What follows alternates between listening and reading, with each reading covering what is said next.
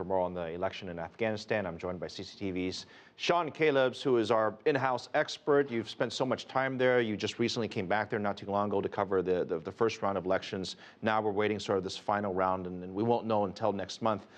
But your thoughts over what you saw over the weekend?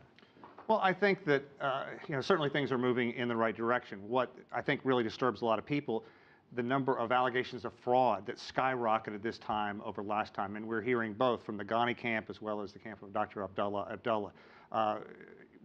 You've heard it from generals on down. One of the biggest problems in that country is just widespread corruption, widespread fraud, and until they get a handle on that, it's going to be very difficult to move forward.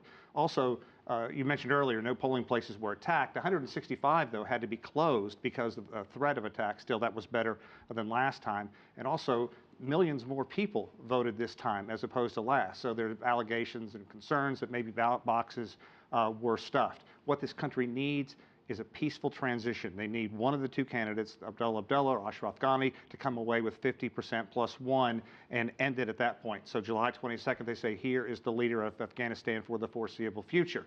If not, if one of them challenges that, or we hear more carping, more concerns about corruption, fraud, jury rigging, anything, then I think that it's going to be a very bumpy ride. And also Hamid Karzai, who's always in the background in that country, somebody the U.S. has had basically a love-hate relationship with since 2001. He is going to have a massive house on the presidential grounds. I mean, this place is almost like a castle. So his influence will still be there, like it or not.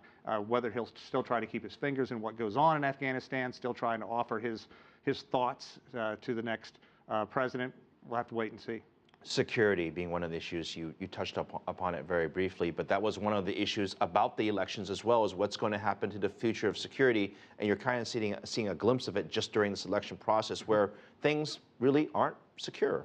Well, yes and no. I think that people can point to the Afghan National Army and the Afghan police and say, look, the Taliban did not have a big hit on any of the major polling places, and that was obviously going to be a major concern. When we were there in April, however, the streets were it was like a ghost town.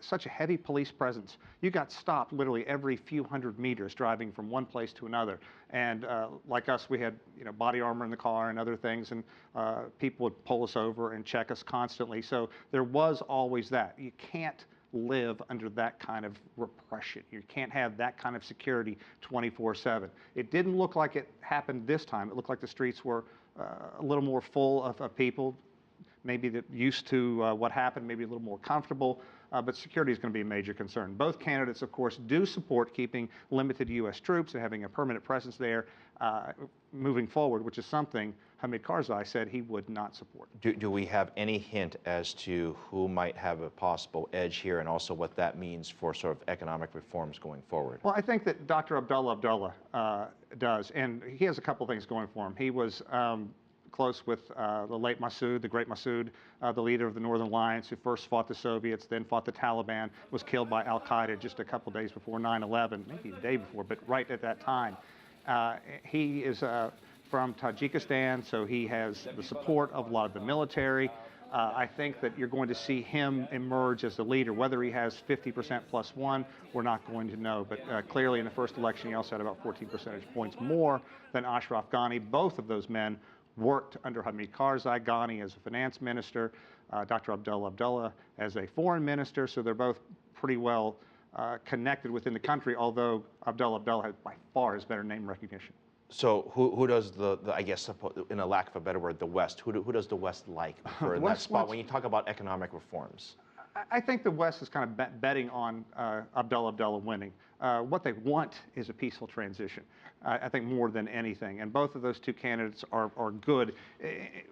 They're very different personally, but their programs, their formulas, what they see the country moving forward to, they're both pretty much in line with each other. It's just a matter, because there's so many different ethnicities in that country, who can get the most of those various ethnic backgrounds to come together and support one candidate.